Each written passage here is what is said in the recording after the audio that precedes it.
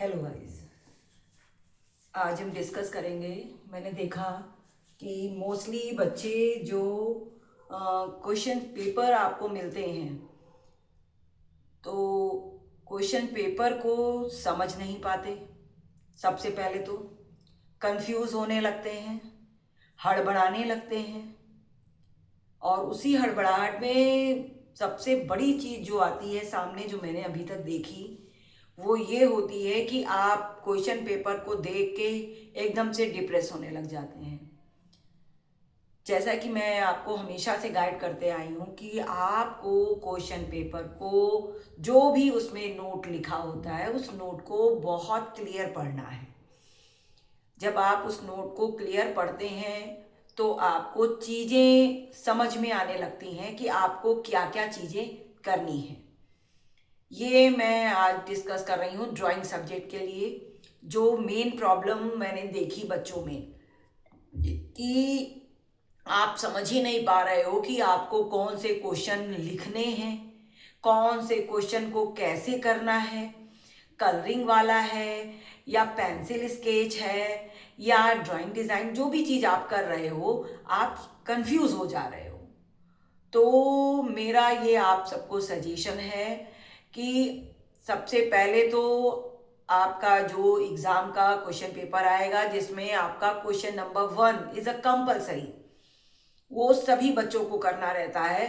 तो जो वो क्वेश्चन नंबर 1 है उसमें 20 नंबर के जो आपको ऑप्शनल क्वेश्चन वाले मिलेंगे।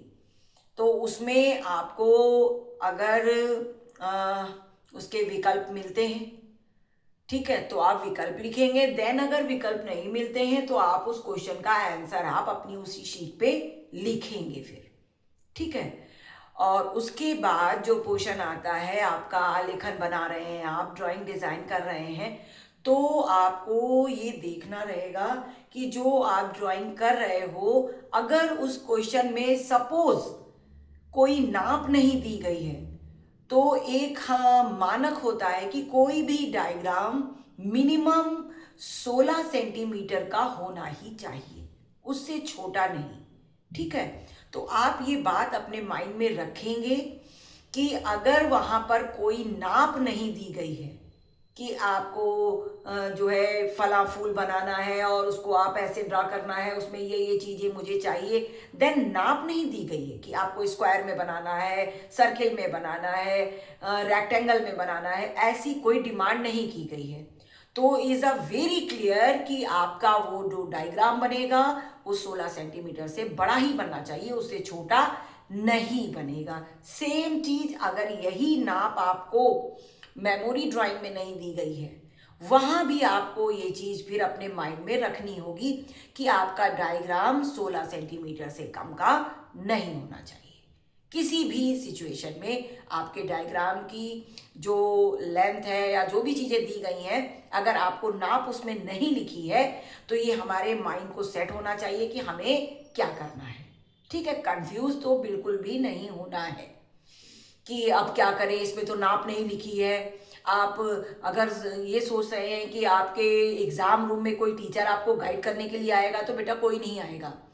वहाँ पर सारी गाइडेंस आपकी अपनी ही होती है।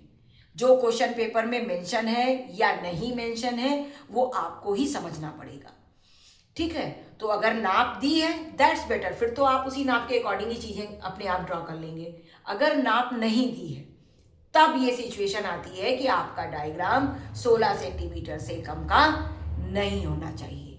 और एक शीट पे एक ही डायग्राम बनाने की कोशिश करें, और जिस डायग्राम को आप बना रहे हो उसका क्वेश्चन, उसका पार्ट ABCD जो भी है, वो आप ऊपर मेंशन कर देंगे, ठीक है। अगर आप आलेखन बना रहे हैं, आलेखन लिखेंगे, ठीक है।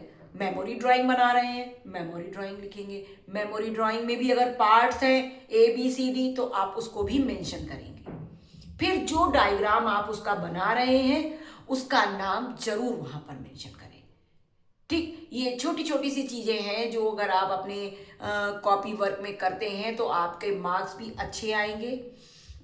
और आप जब कोई चीज़ करते हैं तो अपेक्षा होती है कि आप अच्छे मार्क्स लाएं।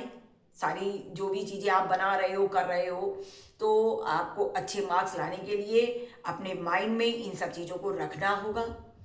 ठीक, तो आप घर में अपने प्रैक्टिस करते रहें। जितना ज़्यादा आप प्रैक्टिस करेंगे कलरिंग की, शेडिंग की, अपनी पेंसिलों को शार्प कर लें। ठीक है, शेड वाली पेंसिल भी बना के रखें, अपनी ड्रॉ करने वाली पेंसिल भी रखें, अपना इरेजर बहुत क्लीन रखें। ठीक है, ऐसा ना हो आप वहाँ रफ करने लगें और वो पूरा ब्लैक हो जाए। तो इन सब चीज़ों को आपको ध्यान रखना है।